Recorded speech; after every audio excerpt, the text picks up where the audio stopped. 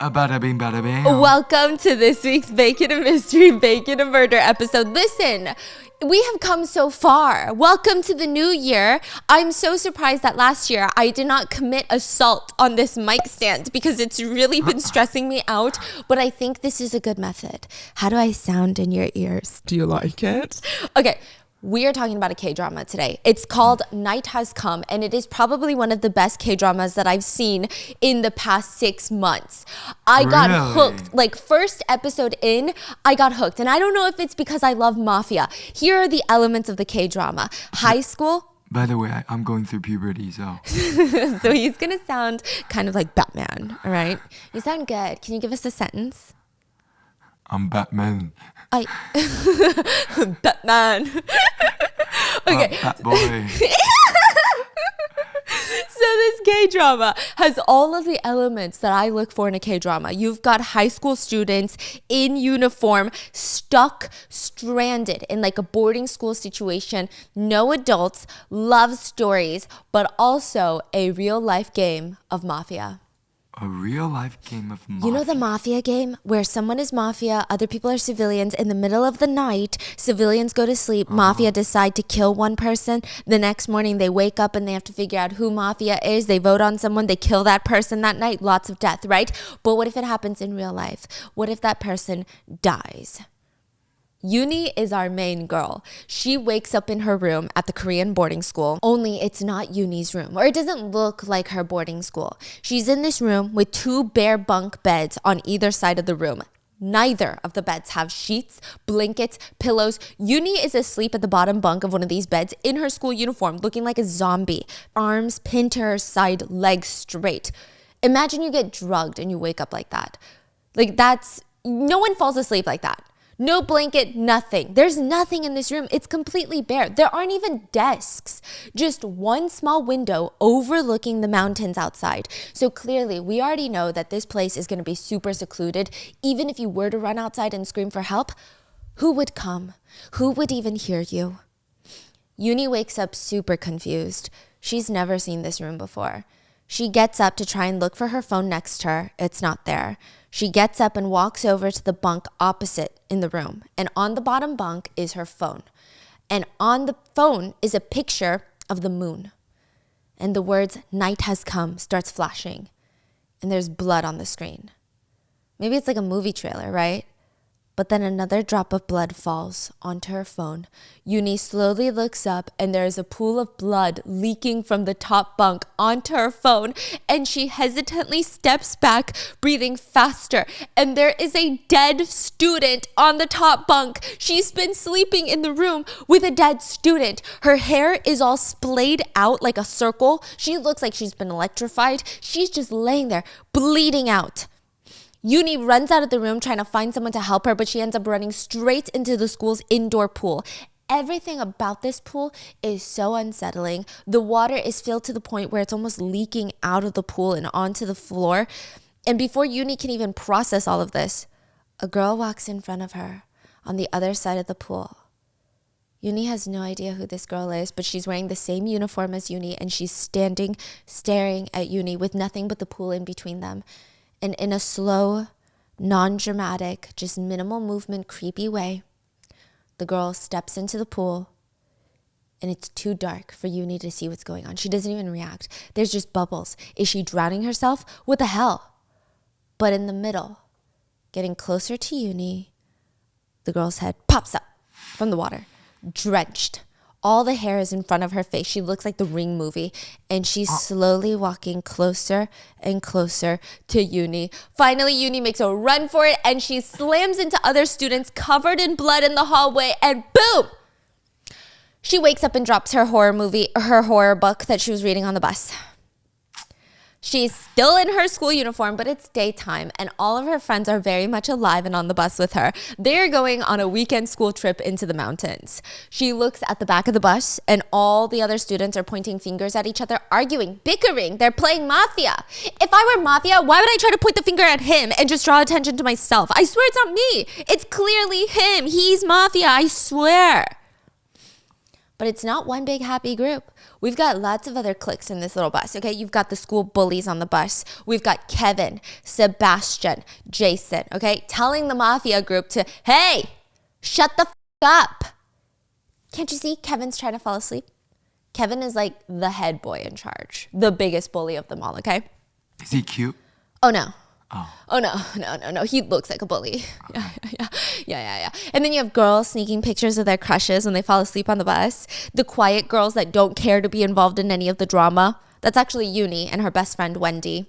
The nerdy but heroic guys who hate the school bullies, they're the school athletes, so no one messes with them, but they're so focused on their athleticism, they're just so focused on their muscles that they don't get involved, you know? They don't want to get involved.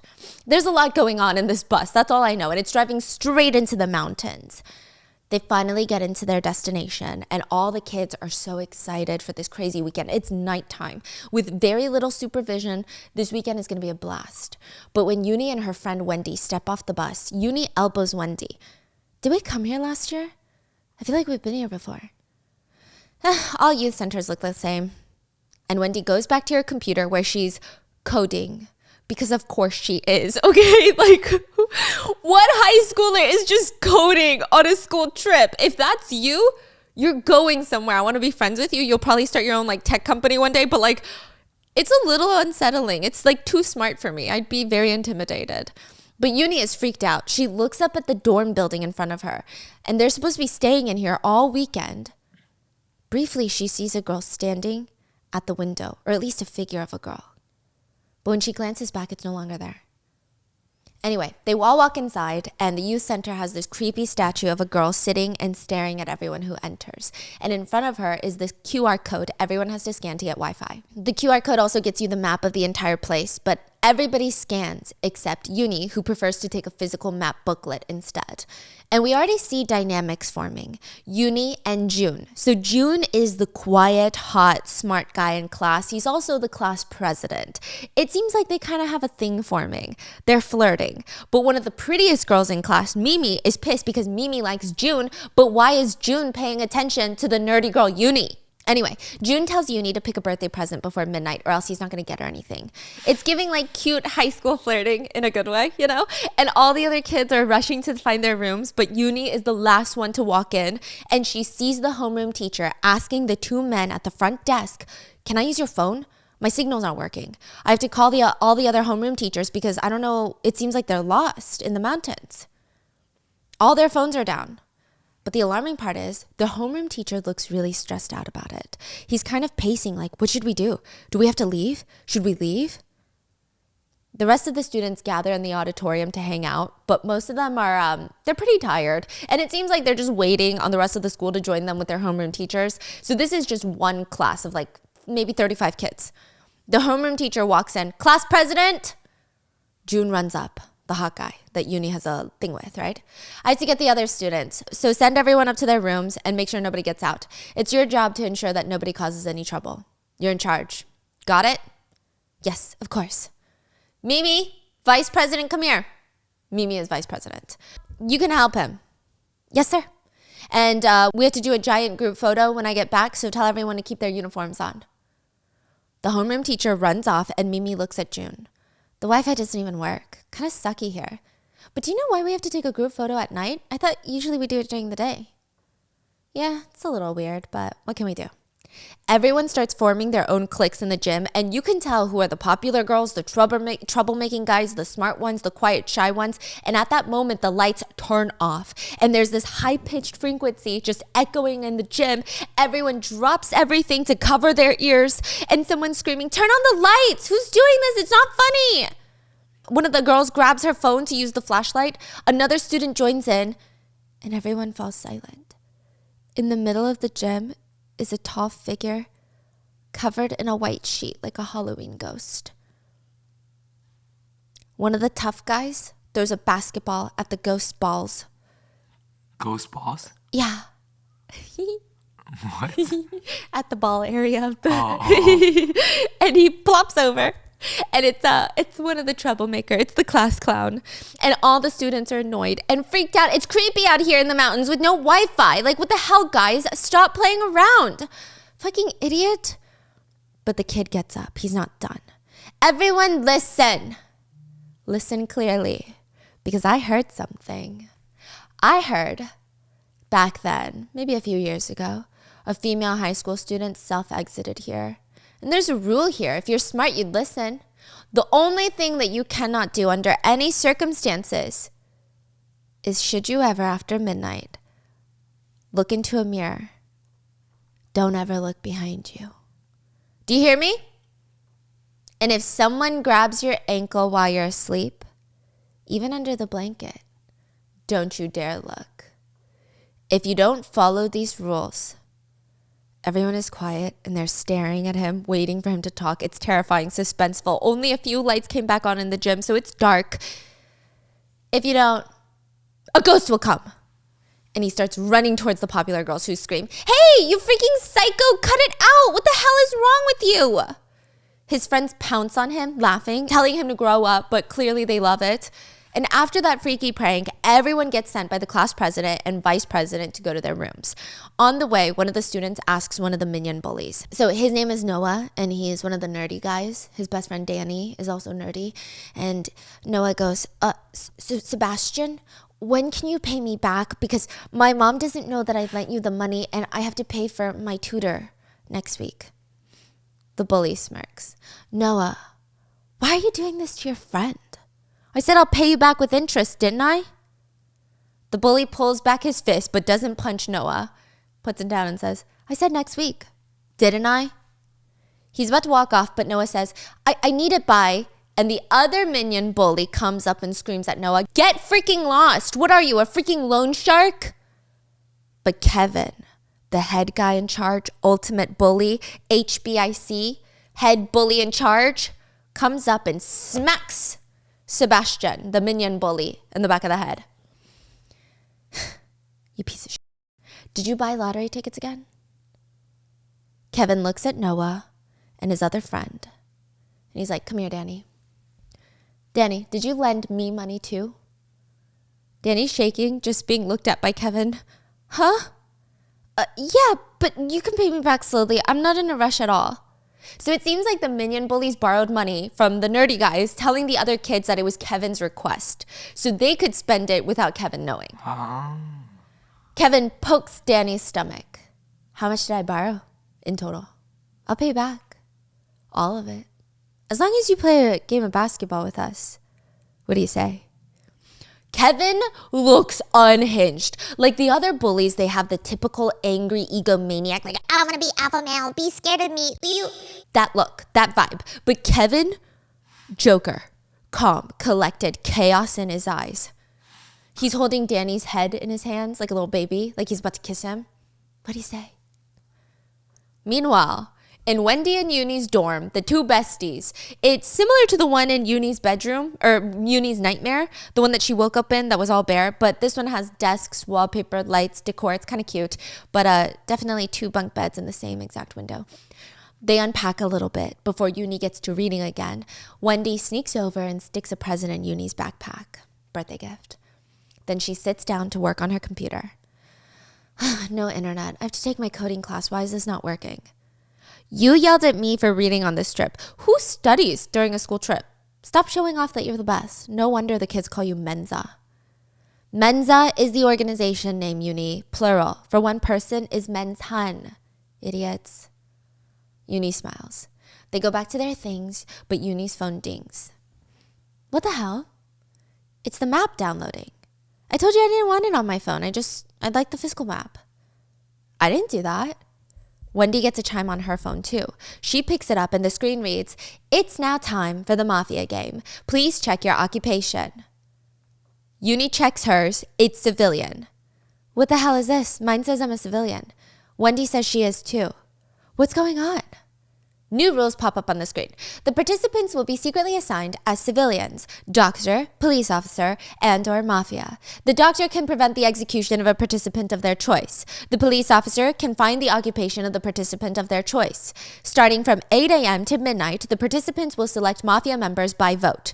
At midnight, the participant with the most votes will be executed and their occupation revealed.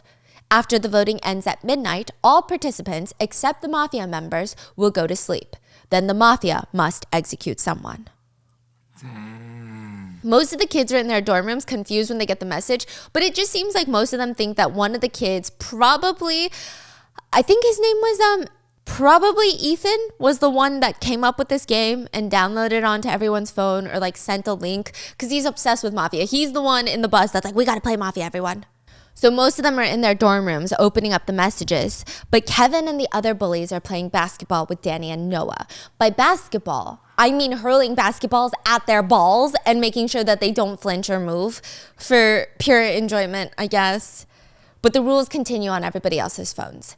When either team, civilians or Team Mafia, kill everyone on the other team and win, it's game over. The civilians, doctors, and police are all on the same team. Participants, please find the Mafia and start voting now through your phone.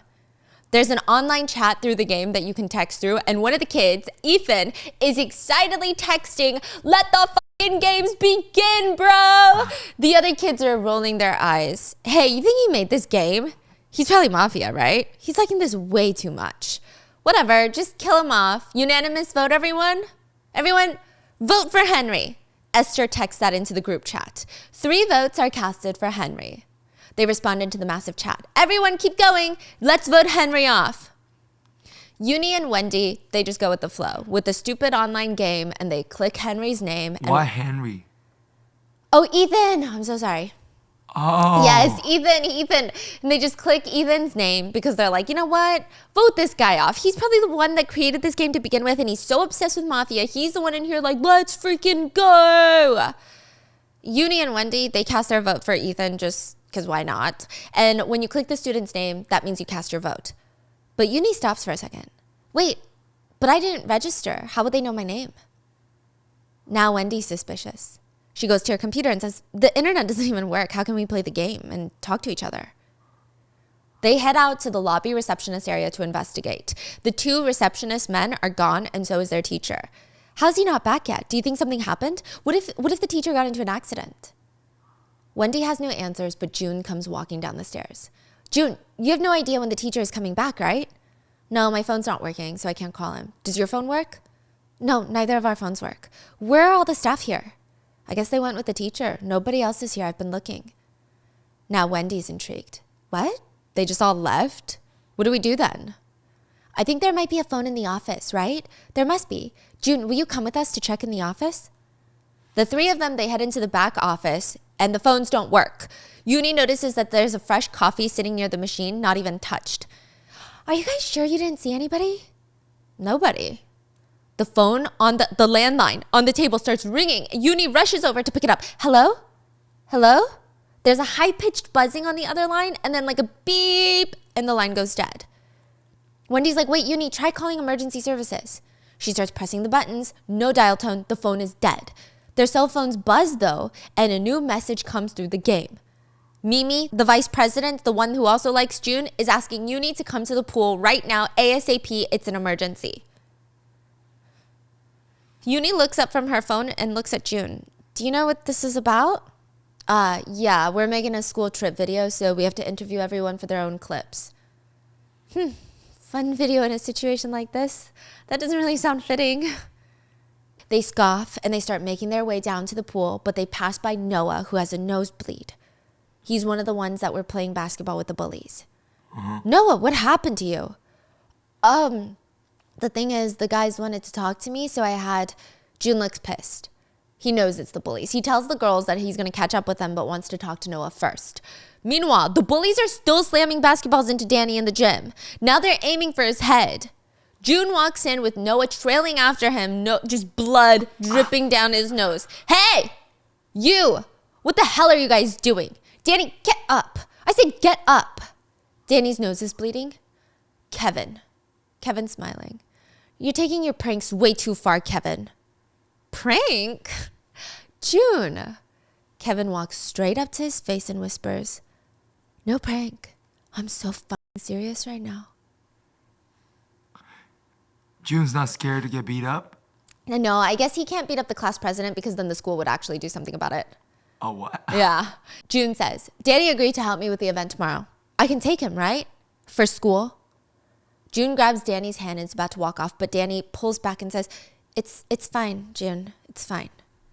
Kevin smirks and puts his arm around Danny. He said he's fine, didn't he? Sebastian gets up in June's face now, and he's smiling. I hate how you act so superior just because your face is a little pretty.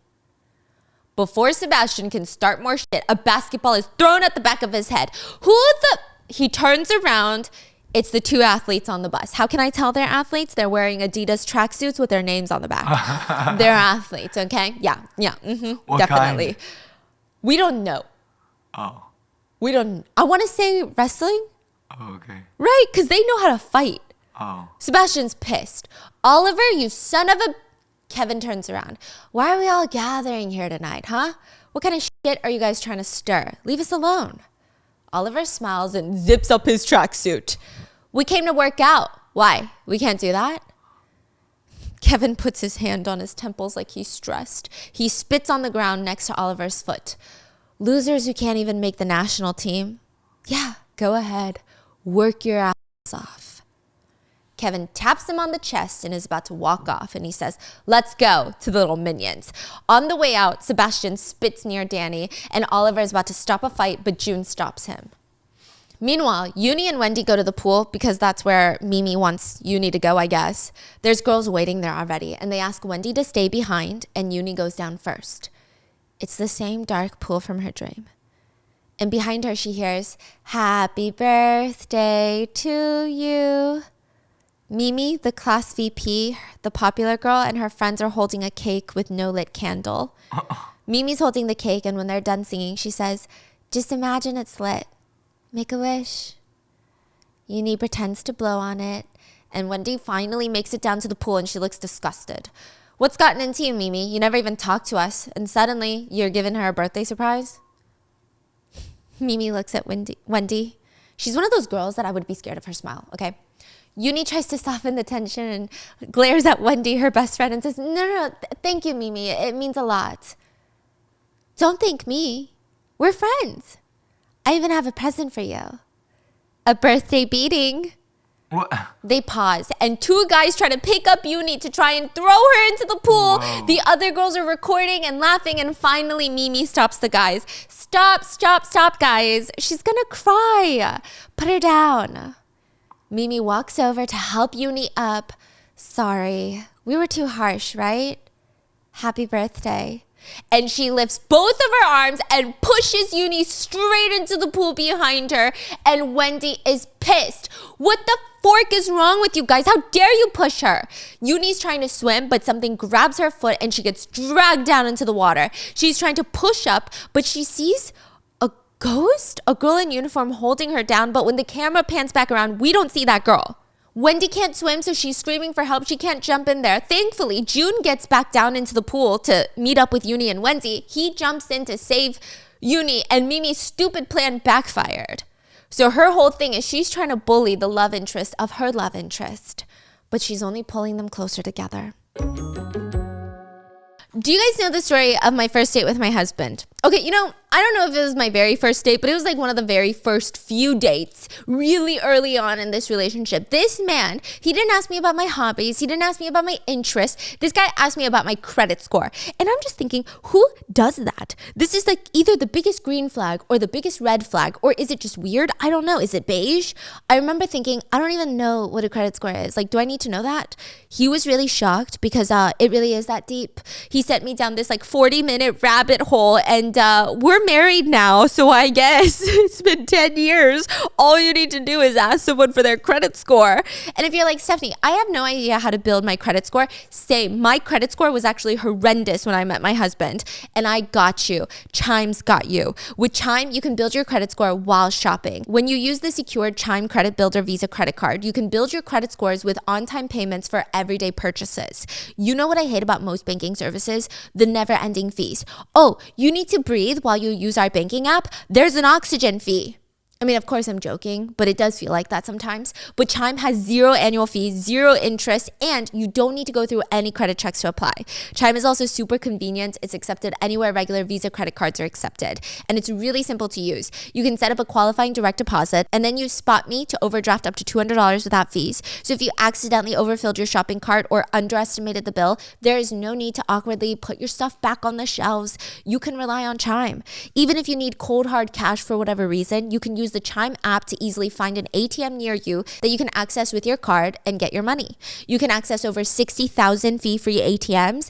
Chime just hates fees as much as I do, and that's why I use it. You can cash out your money or pay friends through Chime, even if they're not members. All fee-free. Start building your credit. Open a Chime checking account with at least a $200 qualifying direct deposit to get started. Get started at chime.com/baking. That's chime.com/baking. The Chime Credit Builder Visa credit card is issued by the Bancorp Bank N.A. or Stride Bank N.A. members FDIC.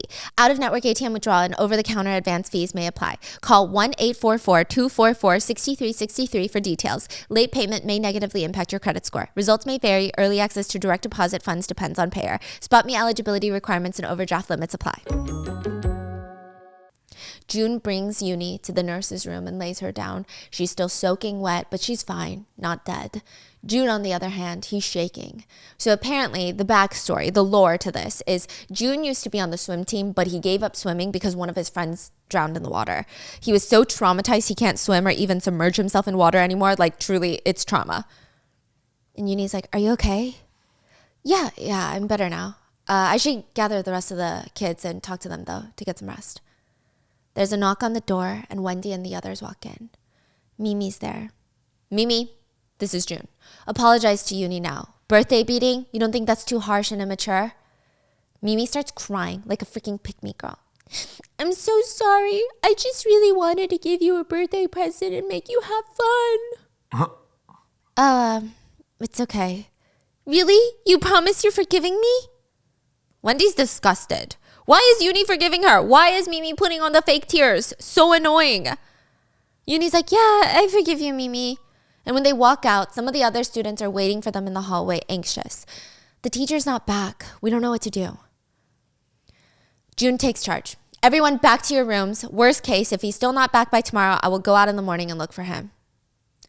The students are restless. They're freaked out about everything going on. They're all heading back to their rooms when a voice comes on the speakers. 1 minute until the voting has closed. They all check their phones, and there's a 60-second countdown on their phones. They can't tap the screen. They can't do anything. It's just 60 seconds counting down. Wow. Whoever made this app, super cool. This game is good. Everyone is impressed.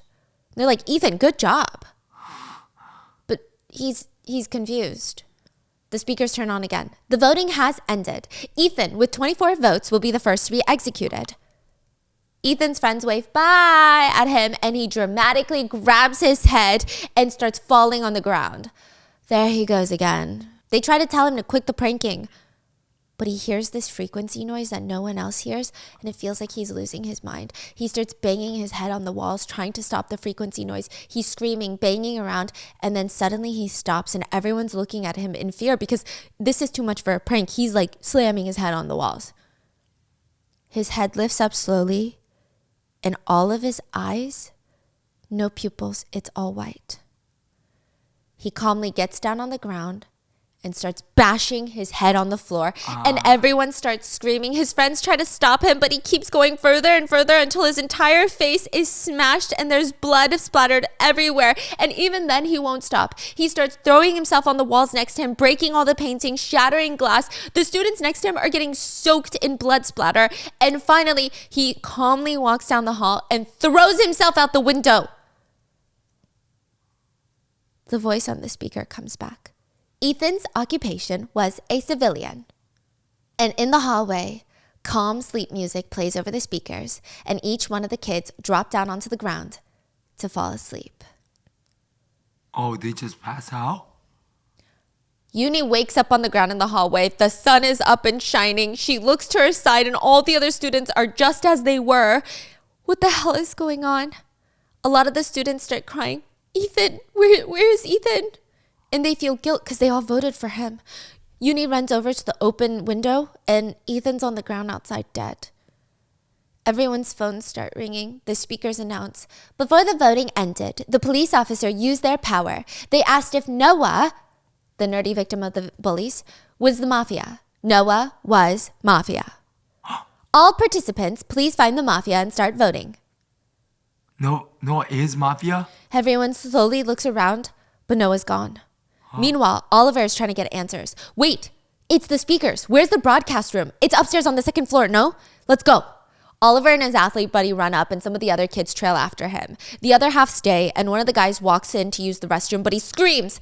Everyone runs into the restroom and there's blood seeping out from one of the stalls. Kevin pushes June forward. Fuck, you're class president. You freaking open it. June walks up, slowly creaks open the door, and there's another dead student. Noah. Doesn't make sense. Meanwhile, when the other group go to the broadcasting room, there's nobody in there. Only a cup of full coffee left behind. Back at the bathroom, everyone's freaking out. Uni tries to take action and calls out the dead kid's name. Noah? Noah? He won't move. I mean, I don't know. The amount of blood that I saw, I was like, he's not going to move, but it's fine. I guess you can call him by his name, right? She walks closer and touches the blood on the ground, and she turns around.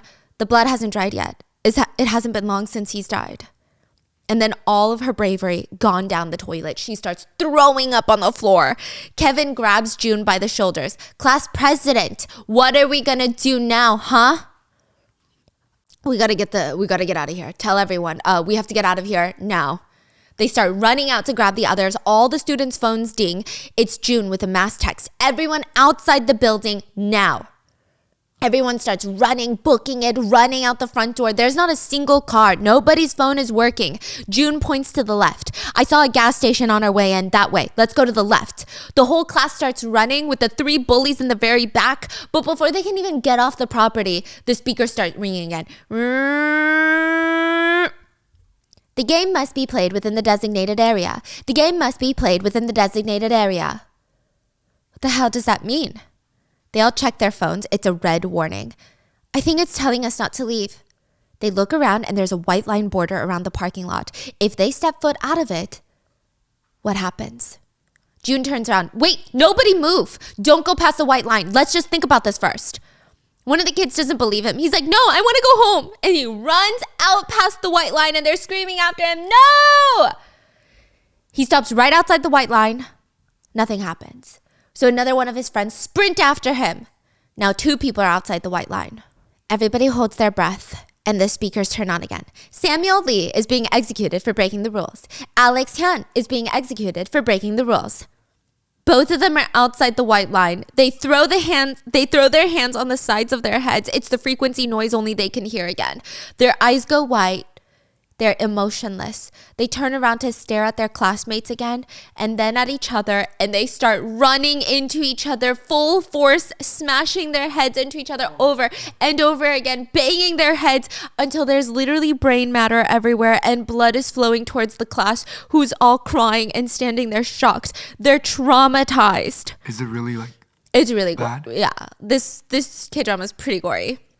Like, even for me, I was like, oh, that day that you were like, why do you look so disgusted? Like, I forgot where I was, but I was, doing this little thing. I was watching it, and he walks by me, and he goes, I've never seen you look so disgusted before. You just look so disgusted for the past hour. It's so gory. It's so bloody. The traumatized kids, they run back inside. Some of them are just sitting silently in shock. What would your reaction be? You think you'd be the ones that are silent? You think you'd be the ones that's like, we gotta do something? I'll be cool as a cucumber. Cool as a cucumber? No, I'll be looking. You be looking? For an opportunity. To kill someone? To hit on you. So anyway, some of them are just sitting silently in shock. Others are sobbing. The bully Sebastian is throwing his phone in frustration. One girl, Mina, is crying. What do we do now? Won't we die too if we just stay here? June tries to comfort her. Let's wait. Soon the teacher's going to come back for us.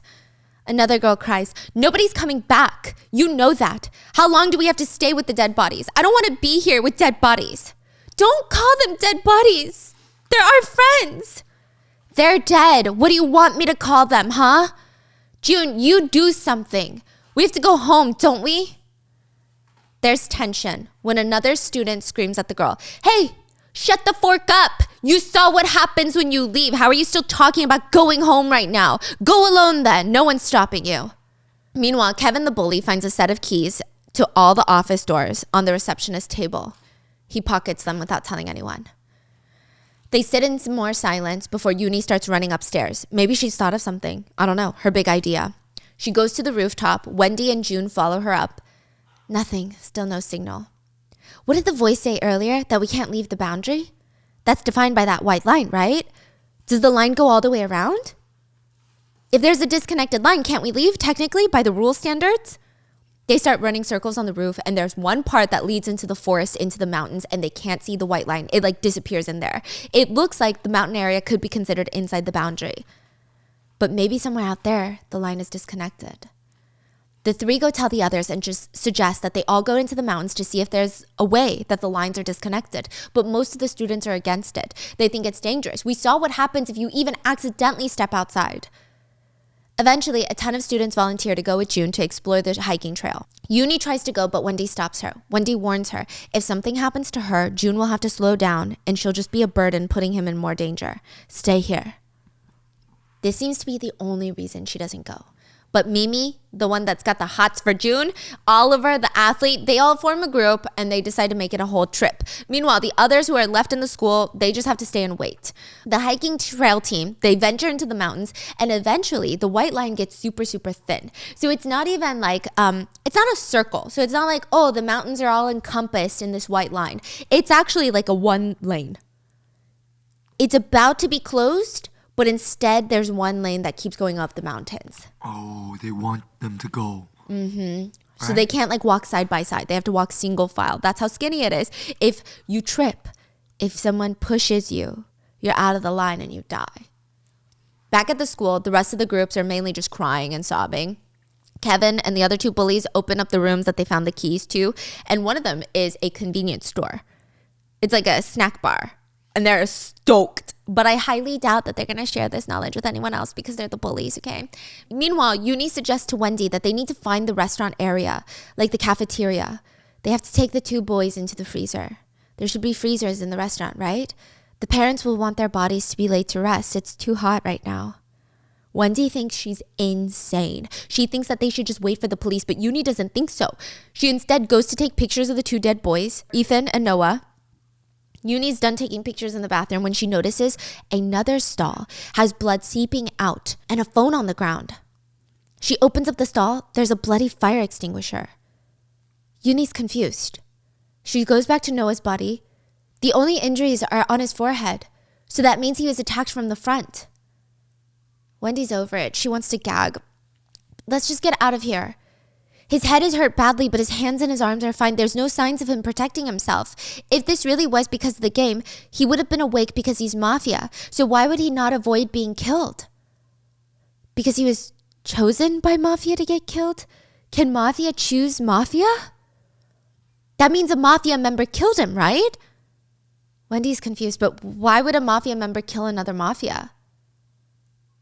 Meanwhile, on the White Line team, the White Line team is leading on the cliff side of the mountain that overlooks water. The line is getting thinner and thinner, and nobody can step out. It's getting stressful. Oliver is helping Helen, who is a nerdy girl that's friends with all the popular kids, but she's like really nice and nerdy. And they have a thing going on. The hot athlete, the nerdy girl, it's a thing. And as she's trying to grab his hand to go up the mountain, she misses and comes tumbling down, and half her body almost exits the White Line, but she's twisted her ankle very badly. How is she going to get back to that into the school? Mimi starts showing her true colors. She's getting impatient. They're all drenched in sweat. It's been a long day. You should have been more careful, Helen. Are you all right? One of the other students suggests that they turn around and get her back to the dorm. She needs medical attention. Let's take her to the nursing room. Not that there's a nurse. You want to turn around now? After we've come this far? Let me guess. The hot boy say, hey, get on my back. Oh, yeah. He said, hey, hump me. Really? Yeah. Oh, yeah. Would you do that for me? Yeah. You think you could carry me up the stairs? A little bit, yeah. A little bit, like 3 stairs? Maybe Yeah. 2 right now because you're sick. Batman's very, very sick. Okay. Bad boy. Bad boy is very sick and he's such a champ. I said, I can film this in bed if you want, where you can lay down. And then he was like, it's fine. I'll come to you. And I was like, damn. Stop it. Stop it. Mimi's like, you want to turn around right now? Why don't we try a little bit further? She can't even walk right now, Mimi. She's going to be in pain regardless of if she can walk or not. Mimi looks back at Helen. Helen, you said you're okay, right? Let's keep going. And if you really can't do it, then you let us know, okay? She's not really giving her an option. Basically, it sounds like she's going to push her outside the white line if she doesn't say yes. That's the vibe she's giving. Like, if you don't keep up with the rest of the group, it's zombie apocalypse, you're done, you're dead. Helen has no choice but to say that she's fine. It's okay. And they'll keep going. So she hops on Oliver's back. Back at the dorms, Uni and Wendy, they find a few of the guys to help carry the 2 dead boys into the freezer. But it's not that cold, so they start messing with the thermostat, hoping that it works. Meanwhile, Uni feels like she's going crazy. She keeps hearing a woman whispering her name here and there, but when she asks Wendy, Wendy never hears it. Nobody does. So is it in her head? Is it the girl that self-exited and it's her ghost? Or is it someone messing with her? Lots of theories. Anyway, she ends up exploring the basement area, trying to follow that voice, and she sees an abandoned area, which is a strange aquarium in the middle. What's interesting is she feels like she saw this in her dreams. It's deja vu. The same exact spot, everything is the same thing. Even the dorm room in the beginning of this show, and down in the basement, it's a weird looking office. She remembers that in her dream. So it's an office with all these old computer monitors that don't seem to be working. And she closes the door and leaves. But the minute that she closes the doors, the monitors flicker on and it's CCTV cameras of the entire dorm building. Watching. She didn't see it. No. Watching everyone. It only triggers when you close it? Mm-hmm. What? Uni goes back to her dorm where Wendy is trying to figure out why Noah and Ethan's phones don't work. She tried charging them, but they don't seem cracked or broken. They speculate that once you're dead, your phones are broken. And even now, everyone's phones, they're all perpetually at the battery that they walked in here with, and they haven't been able to charge. But what are they going to do with that information? Meanwhile, Uni is confiding in Wendy about her dreams and how she feels like reality is kind of clashing with her nightmares and she doesn't understand what's going on. And, the bullies, they were talking about the girl that self-exited and she feels like she's hearing someone calling her name. And I wonder if it's that ghost. Wendy reassures her, Uni, there are no such things as ghosts. Meanwhile, on the cliff, the White Line team, they make it to the very top and there's a sign that says Village Town this way. But the White Line stops. They can't cross it. It's a dead end. This is the end. There's no broken line. Meanwhile, one of the guys whips out his camera because he sees something on the other side. There's water and then another cliff. He tries to zoom in and it looks like 2 men fishing. Guys, there's someone there. Guys, there's something. The rest of the group, minus Mimi and one of her guy friends, who thinks the line is broken in a different spot, gather around this guy and they start waving their arms trying to get the humans on the other side of the mountain, get their attention. But the main student that was holding the camera is just staring. Wait, no, this is weird. He records it and then he shows the footage to everyone. Look at the guys. They're in the same fishing pose. They won't move. And the birds, they're not moving. They're just floating. What? Mimi and her guy friend are investigating another end. They have no idea if the line is connected or not. It kind of looks faint. It kind of looks disconnected. There's no way to test it out except Mimi pushes Damon when no one's looking. He crosses over the very faint white line and he stares at her because she just killed him basically. And the speakers come on. Damon has crossed the boundary. He hears the buzzing and his eyes go white, and standing in front of all of his friends who have now joined because they heard the speakers, he calmly scoops out both of his eyeballs. Oh yeah. And another one is dead. And they're all left clinging to each other in the line, bawling their eyes out. Back at the school, the sirens come on and every student's phones ring. Kim Dae-min was a civilian. Everyone knows that he's dead now. That is now 5 dead students. And the rest of the White Line group start heading back to the dorms, where everyone is anxiously waiting for them in the lobby. They look obliterated. What happened, guys? What happened to Damon? Mimi starts talking. He thought the line was gone. He tried to check, but then he slipped. What about the village? How far did you guys go? You said that you would find someone and report the situation. Did you or did you not? We can't go. Everything is blocked. We're completely trapped. So you're saying we have to wait until the game is finished to leave? The kids split up to process their grief. And Uni feels like Damon is dead because of her, because Uni is the one that suggested that they all go into the mountains. June thinks that Damon is dead because of him, because he's the one that suggested they all go into the mountains. It's a whole thing. And Wendy is Uni's BFF, and like, she's holding it down. She's like, well, we can't leave until the game is over, Uni, so you're just going to sit here and mope around, or what? And Uni's like, no, we're going to find another way out. Meanwhile, June is in the office when all the phones start ringing. Every single one of them. When he picks up one to answer, there's nothing on the other line. Dead signal. Uni and Wendy walk in on him, losing his absolute marbles, slamming the phones down, like punching the phone receivers. What are you doing? The phones keep ringing. Uni goes to pick them up. Hello, hello. There's no one on the other end. June is mad. Just hang up. There's no point. All of this is fake. What are you saying? He reaches down and shows her the wire. It's all fake. They were never even connected. How are they ringing then? She goes to check, and sure enough, all the phones are disconnected. Wendy walks over to the binders on the shelf. She pulls them down. All of them are empty, like props. This was never a real office. This was never a real youth center. Meanwhile, Danny goes to see the bullies in the convenience store. He's been summoned. So Danny is, you know how Noah and Danny were being bullied? Well, Noah's now dead. It's just Danny left. They're not actively bullying him, but they want something from him for sure. Kevin asks, what the hell is this Mafia game app? You're good at games, right? How do we win? Danny says, it's the same as the regular Mafia game. Have you ever played before? If I played, why would I be asking you? Because we don't know who else is a civilian or a mafia other than the ones that we are. We have to figure out who everybody else is. If you're a mafia, you want to kill civilians. Civilians want to kill the mafia. Idiot bully Sebastian states, fuck, when do we get all the mafia members? Hey, what if we just kill everyone? Then we'll win, no? You're a civilian too. You can't just kill off the other civilians, then you lose. This is the other guy talking. Besides, you can't even kill anyone. You were shitting your pants watching everyone die. Kevin's pissed. Both of you shut the hell up. Let me think. But Noah was mafia. Why would he be killed? I guess the other mafia wanted him dead for whatever reason. The idiot bullies start brainstorming. Why don't we just gather up the mafia and make them kill each other? That's genius. Honestly, really smart.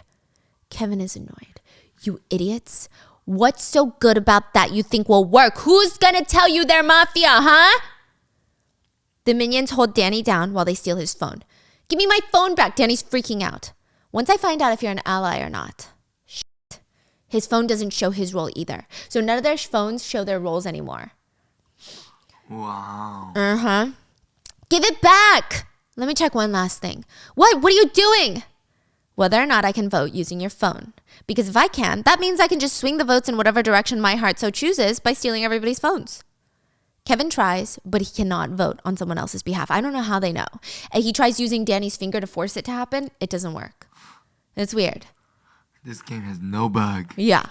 The other students are gathered in the dorm room and they're talking about whether or not they're all voting tonight or not. How many mafia are there? I don't know. It didn't tell us. Are you guys civilian in here? Nobody's a cop? Where's the cop? Mimi screams, shut up, everyone, so I can think. If we're going to vote tonight, someone go grab June and Helen, even though she's probably in the nurse's office getting bandaged up. Meanwhile, Oliver is comforting Helen. Helen's crying, and she thinks the whole thing is her fault. And she's like, if I just told everyone I couldn't go back up, then we would have come back down and Damon wouldn't be dead. And Oliver's like, no, baby, it's not you. And then she's like, I'm going to save you. I don't know what she's thinking in that moment because, like, you're one ankle down, girl. I don't know who you're saving. You're not even saving yourself. Yeah, but she's like, I'm going to protect you. Belief. Manifestation, girl. Anyway. Uni, Wendy, and June have a different approach. They need to find out who the hell created this game. Then they can get some answers. Wendy says, the only people here are us, so, or they might be coming in when we fall asleep. That's how they killed Noah. No, Noah was killed by Mafia. But our class is the only one on the list of participants. If there were others, they would be on the list too. That means someone among us killed Noah. If it's according to the rules, then yes. The other students are still gathered in Mimi's room, and they all suspect Kevin and his minions because they hate Noah and Danny, so of course they would kill Noah. But one of the other girls suggests otherwise. She says, no, the game is all about killing the other side. Civilians want to kill Mafia. Mafia want to kill civilians. Even if Kevin was Mafia and he hates Noah, the victim, he's not going to kill Noah. And you can look at the last voting. We all voted for Ethan. And guess who suggested that one? Esther. Me? You're accusing me of being Mafia? You encouraged everyone to kill off Ethan. I still have the text. Mimi starts getting intense. Why exactly did you want Ethan dead? What? Under your guidance, we all voted for Ethan. It's true. Esther starts crying. Why are you guys all being like this? That was at a time when none of us knew that this was a real game. Hello? Esther gets up and starts pointing the finger at Mimi. Why did you do that, huh, Mimi? I don't know what you're talking about, Esther. Do what? On the mountain, I saw you push Damon. What? Everyone's quiet. I didn't push him. I almost died trying to save him as he fell. Everyone else saw it happen. What bullshit are you trying to say right now? Guys, listen, I didn't know that when this game started, it was real. So as a joke, I suggested Ethan, but Mimi fucking knew Damon was gonna die and she still pushed him on the mountain. You guys have to believe me. I saw it. Mimi tries to attack Esther physically, but the others hold her back. They run off to get June, Wendy, and Uni. The three think it's insane that the other classmates are even contemplating voting for someone, even after what happens when you vote for someone. So they rush to gather everyone and make sure that nobody votes. The first group they go to, Danny and the bullies. They're just over the bullies at this point. I mean, people are dying. Get off your ego, high horse. Shit has changed. Get with the program. Grow up. They get Danny out of there, but on the way out, Kevin pushes June. And Oliver turns around and beats up all three bullies. Oh, just like that? Oh, yeah, just like that. That's why I was like, he's got to be in wrestling because imagine you're like, I'm a track star, but also kung fu fighting. What? Yeah, beats them all up. He literally gets leader Kevin in a chokehold, and Kevin has to beg for him to be let go. And then he pats his face like a little bitch. Right in front of everyone. That's the start of a villain arc for the villain already, which can't be good. Kevin does try to grab a pair of scissors to attack Oliver, but Uni stops him by threatening him. I will go and tell everyone what the hell you're trying to do. And since we didn't have anyone to vote on tonight, everyone already hates you. If I tell them that you're unhinged trying to kill one of us, who are they going to vote for? So unless you want to die tonight, put the scissors down and get with the program. Grow up. People are dying. It's not about high school bullying anymore. They leave and they tell him to gather with everyone in the auditorium at 11 p.m. June tries to explain that they just have to not vote for anyone and then everyone can live. Some of the kids are skeptical. Yeah, and what if we all agree but someone votes for someone anyway? Then what? She's right. How do we even trust each other? We have to make sure that we can trust each other. We can collect all the phones, then nobody can vote. But who's going to be in charge of the phones? Just put them in the middle where everyone can see all the phones. And what if someone steals my phone? I'm not doing that. The group start arguing. Some want to do it, others don't, but Kevin thinks it's a good idea. He brings out a bucket and puts his phone in first. Listen to the class president for once. Everyone put in your freaking phone. Do it while I'm asking nicely. Kevin starts walking around with the giant, like, you know those school trash buckets, like the yellow ones? Mm-hmm. And everyone's throwing their phone in. It's pretty deep. Everyone's throwing their phones in. They put it in the middle of the gym and have a white rope around it. So no one's allowed to cross the white rope and everyone's just staring at the bucket. 11:59 p.m. the speakers sound. 1 minute before voting closes. Everyone starts getting anxious. Are we sure that this is going to work? They watch the seconds tick by. And at 12, there's no announcement. Oh my God. Oh my God. They all feel relief. We did it. We just have to keep doing this until the teacher comes back. Nobody votes. And then the sirens sound. Participants must vote to track down the mafia. And everyone's phones start ringing in the bucket. Warning, red warning, red warning. One of the girls starts walking towards the bucket. What the hell are you doing? You can't do that. What does it look like I'm doing? I just sit here and wait to die? So if I die, are you going to take responsibility for that? We don't know that you're going to die yet. What the fuck don't we know? Look around. And right then, 2 students fall from the top of the gym. Their entire heads are bashed in and their eyes are white. The speakers state that they have been eliminated for not following the rules by omitting to vote. They were both civilians.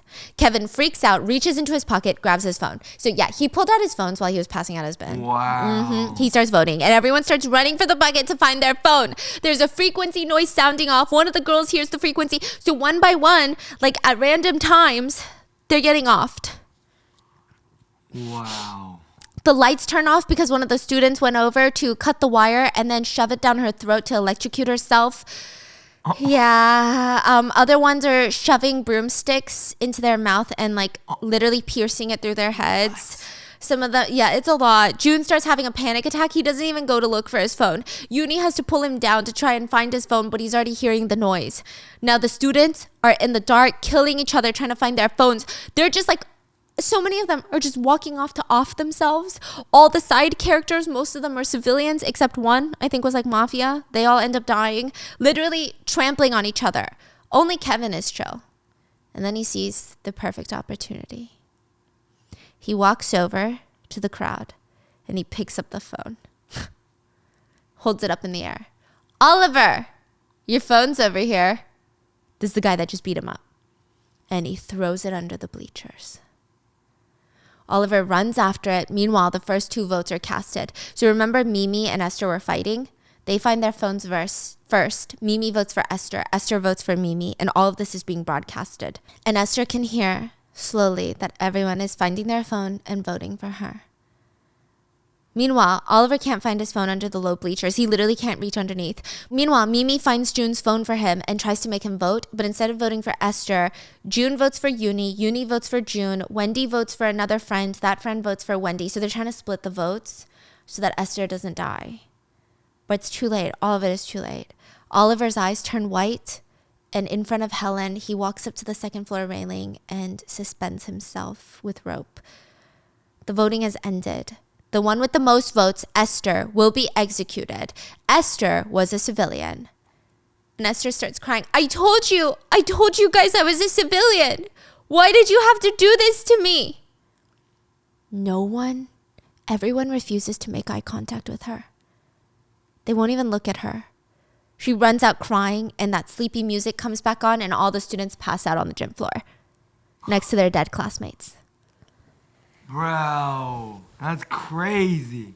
And Uni has another dream. She feels herself or someone being strangled. She wakes up to use her inhaler and is panting while all the kids slowly come to. And their friend Oliver is still hanging like on top of them as they slept.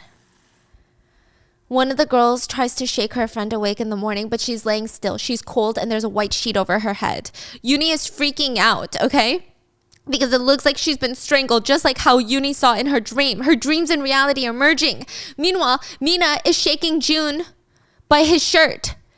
See, I told you. I didn't want to give up my phone. I told you and you didn't listen. If we didn't turn in our phones, we wouldn't have slept here and the kids wouldn't be dead. This is your fault, June. You killed them all.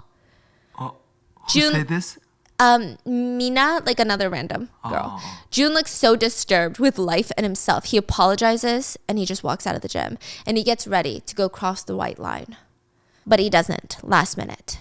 Kevin tells the rest of the group that since this was all June's fault, they can just vote for him tonight. Wendy scoffs. You're the one that said it was a good idea last night. You took all of our phones. Why change your mind now? Why did you secretly take your phone out last night? Out of everyone here, you're the most suspicious. How can we trust June, huh? He might be Mafia, so of course they took my phone out. This is a game of life and death. Why should I put my life in someone else's hands? I only used my brain to stay alive. What's the deal with that? How is that suspicious? Uni's pissed. Cut it out! Why do you guys keep arguing? Right now we need to focus on getting home. Hey, you stupid bitch. We're not going home. We just need to figure out who created this game, but first, we need to move the bodies first. Are you insane? We need to move them to the freezer for their families.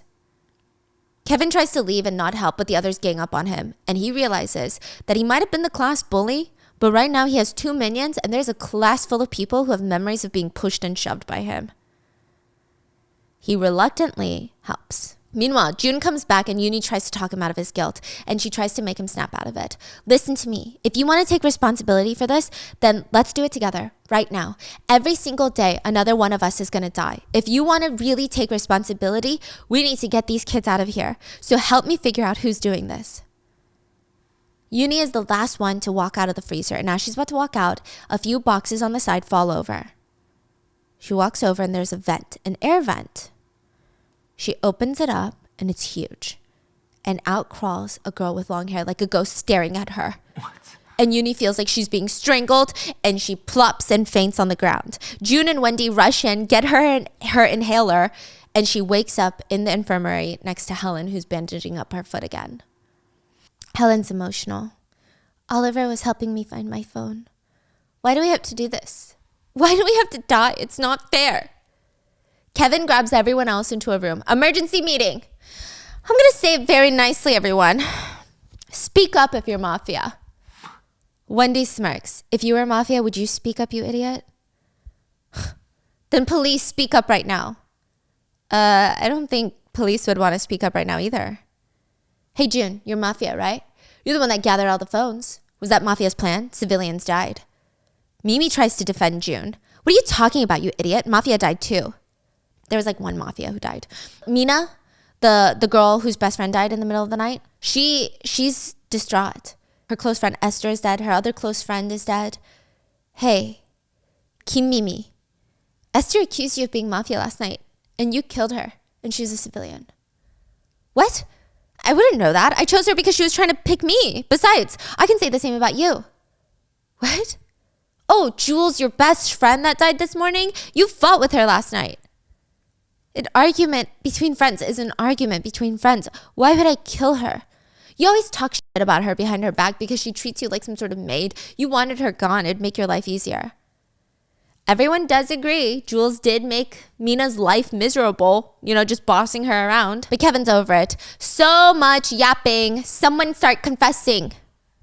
A student named Richard looks up. And you, Kevin? Me what, bitch?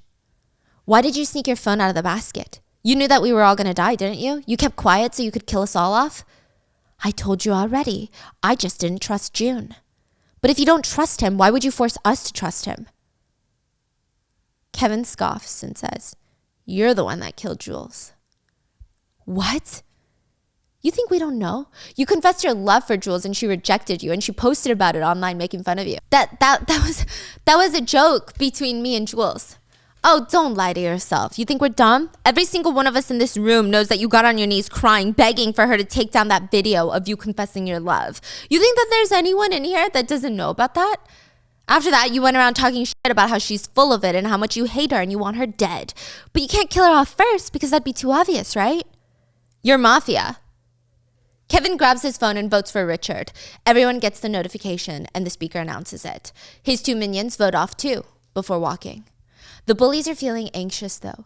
They feel like there are still 15 other kids left. They could easily vote for the bullies in return. So in the room, it's basically a decision to either stay with June or to go with Kevin. And Kevin seems to be the one making moves to kill off people that aren't, him. One by one, the kids leave and they start voting for Richard. Or some of them just leave and decide to figure it out later. Meanwhile, the three bullies, they bring in Albert, Danny, and another guy to the snack room to feed them. And they convince them that they're all just collateral to the other people. If you guys don't stick with us, the bullies, the others are going to kill you off when it's convenient. In exchange, Albert, Christopher, vote for Richard. Richard is slamming his fist on the table and Uni tells him, we're going to figure it out. We can handle this. But Richard is pissed. Fine, Kevin wants to play this game. We can play too. Let's all vote for Kevin. What? We know that guy has been torturing us for years, scaring us to even breathe in his direction. That guy right there will do anything to save his own skin. He doesn't care about anyone but himself. Fine, today it's me. What about tomorrow? Which one of you is it going to be tomorrow? So it's either me or Kevin. You guys choose. Helen speaks up. Richard is right. I'm going to vote for Kevin. Mimi agrees. So does Wendy. Uni and June are hesitant, but Richard tries to convince them. Do you not get it? If you don't vote for him, I will die. Do you want to kill me right now? Is that what you want? They all stand and they vote for Kevin. And the only ones left now are Jisoo and Jasper. They're a couple.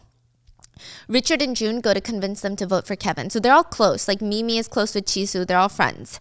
Meanwhile, Uni, Wendy, and Helen go back to the freezer. Uni wants to crawl into the freezer vent by herself and figure out what's down the tunnel. She starts crawling through. It's like a maze, and all she has is her phone flashlight. I don't know how she's not getting lost. She steps forward, and the floor underneath her gives out, and she slams into the ground, and she's in some sort of brick wall bunker. The basement? She grabs her arm and limps around. It's the old office with the computers are now playing the CCTV footage.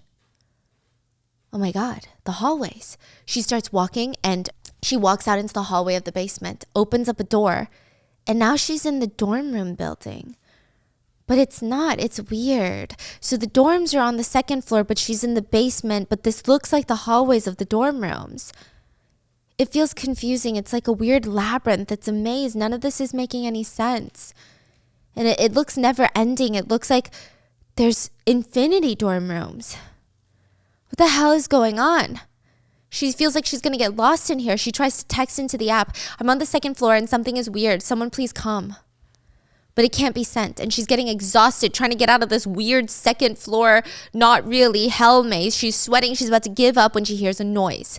The door is open a crack. She runs in and the door slams shut behind her. Hello? She's confused. She looks to investigate. The file cabinet is empty, and she opens up a box and she sees a class photo album. Class photos. Every face is crossed out except for one. The one that Uni has been seeing in the tunnel, the ghost, that's the only one not crossed out. That's the girl who died, the one who self-exited. Uni rips the photo out and sees another box fall. She goes up to the wall, pushes on it, another hidden tunnel. Meanwhile, Kevin is on a mission. He's going to prove to everyone that Richard is Mafia. Meanwhile, Richard goes to convince his friends Jisoo and Jasper and to vote for Kevin, and they just want time to think for themselves, to make their own decision without pressure. Richard's pissed. He storms out and he tells June to figure it out and he's going to be in his dorm.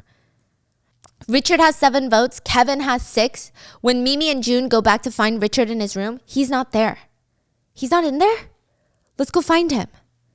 He's being lured by Mina, the girl that voted for him, the one that hates her best friend, Jules. Mina is like, oh, well, Jisoo wants to talk to you, so can you come? She lures him to a room, and guess who's in that room? Not Jisoo, not Jasper, the bullies. They hit him on the back of the head with a fire extinguisher, and they start beating the living crap out of him, trying to get him to confess that he's Mafia. They're in the broadcast room. Kevin is smacking him around, stabbing his thigh with scissors. Like, it's a lot. He's like, we don't have time right now. Confess that you're Mafia, aren't you? You're so stubborn. You're Mafia. Kevin walks over, grabs a box cutter. He yells at his minions to grab Richard. I always really hated your eyes. You know that? He starts cutting near Richard's eyes, and suddenly the speakers sound in the whole building, and it's Richard. He says, it's me. I'm Mafia. I did it. I hated Jules. She fucking ignored me. That bitch. So I wanted to kill her. Richard confesses, and Kevin turns off the intercom, and the others run to the broadcasting room. The door is locked. Somehow Uni finds a storage closet, grabs a sledgehammer. They're able to get the door open, and they see the state of Richard tied up to the chair, completely obliterated, but they can't do anything. The bullies can't do anything because June is holding a sledgehammer. Get it together, you idiots. June, that guy right there, Richard, is Mafia. And everyone's phones start ringing. Jisoo and Jasper voted for Richard. He's gonna die. Richard falls to the ground and he starts screaming, I should have killed that asshole Kevin first. I was just too damn of a loser. He runs back into the broadcasting room, grabs the sledgehammer from June and starts chasing after Kevin. But before he can slam the sledgehammer down, the ringing starts. He drops it and then he uses it to bang it into his head, right in front of Uni. The speakers turn on. Richard was Mafia. No way. Kevin stands up. See? I told you guys I was right. Everyone has to get into a secured room ASAP. So we find out that whoever Mafia is going to kill, and they have to kill them. Like physically kill them. It's no ringing. Mafia have to physically kill their classmates. Yeah. And if they can't access the people, it's harder to kill them. So everyone is running to hide. Everyone is locking themselves into different rooms. Mimi ends up being locked with the 2 bullies. Some are in the bathroom stalls. Kevin is alone. June and Wendy and Uni are in a storage closet. And the song starts playing and everyone goes to sleep. The next morning they wake up. Uni has Richard's blood all over her. The speaker comes on. The police officer wielding their power last night. And that's it. They don't tell us who they voted for. What? Park Ji-soo was executed by Mafia overnight. Park Ji-soo was a civilian. Please find the Mafia and enter in the votes before midnight. It started again. They walk out to hear Jasper crying and holding Ji-soo's limp body in his arms. It's honestly pretty sad. But Kevin wants to have another class meeting to rub it in their faces that he was right about Richard being Mafia all along. You saw that, right? So now if you want to catch Mafia, everybody do as I say. And how would we catch Mafia? One by one, you guys tell me who you think it is, and I'll decide which one it is. And why the hell do you get to decide? Didn't you see the way Richard tried to kill me last night? I'm the only guaranteed civilian in this room. In my opinion, the Mafia is among the ones that chose me last night. You guys worked with Richard to get rid of me. We really didn't know. Don't just judge us based off of yesterday. Then what the fuck do you want me to judge you off of? What about Jisoo? We were all close with her. Why would we kill her? We're all about to die. What is friendship anyway? The other 2 minion bullies glance at each other. Because the bully's like, what's friendship? Mimi speaks up. On the 3rd floor, Jisoo and Jasper were alone, right? Then why did only Jisoo die? Wait, are you saying Jasper could be Mafia?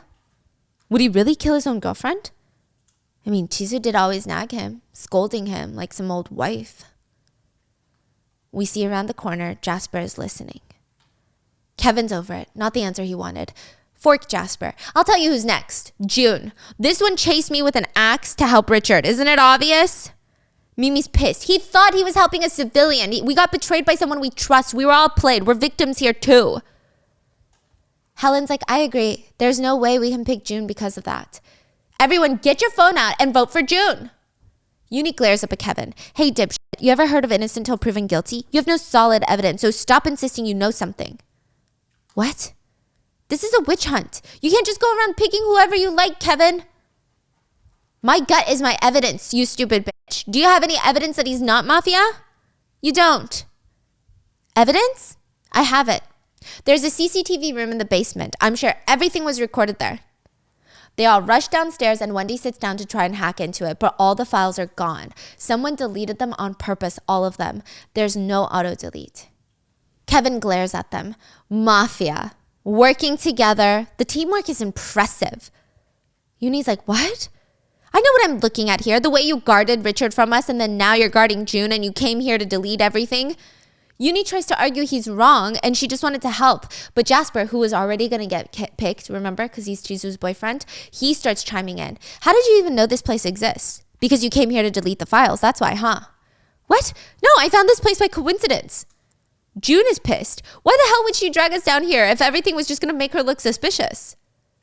Wendy is sitting still trying to get into the system and says, besides, she can't even delete files like this. She's not that advanced. But the 3 bullies and Jasper vote for Uni.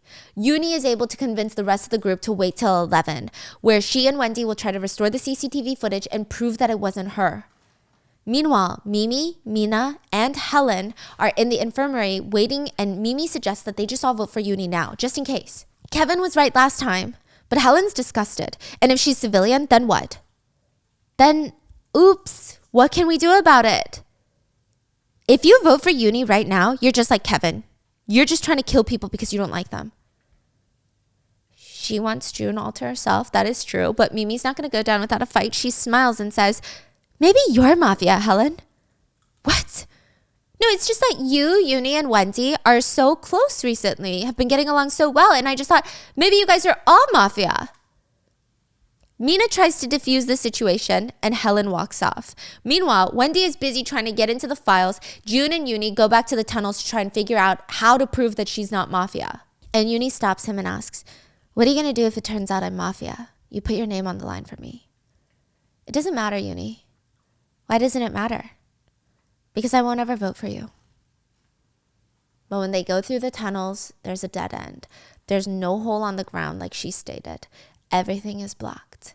And Uni is really looking sus right now. There's no way to prove her innocence. And it seems like she's just come to terms with the fact that she's going to die. So she spends one last night with June on the roof, and she tells him, oddly enough, ever since I got here, I felt like I've been having these dreams of dying here.